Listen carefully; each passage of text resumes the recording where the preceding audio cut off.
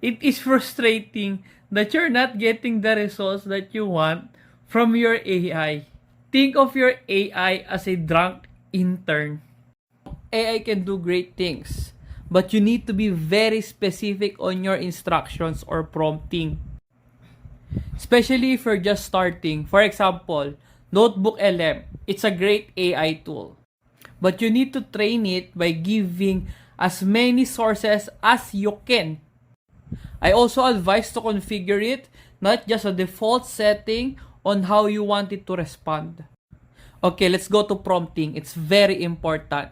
But for me, I use AI to give instructions to AI. Okay, this is actually great for repetitive tasks. I will use Gem in Gemini.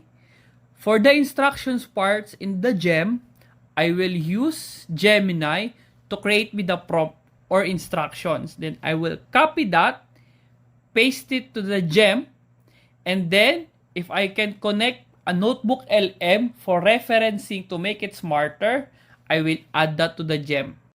Just make sure double check everything. I have created hundreds of AI tools and automation that helps businesses to be more productive with less time. Okay, comment an AI question that you have and I will reply.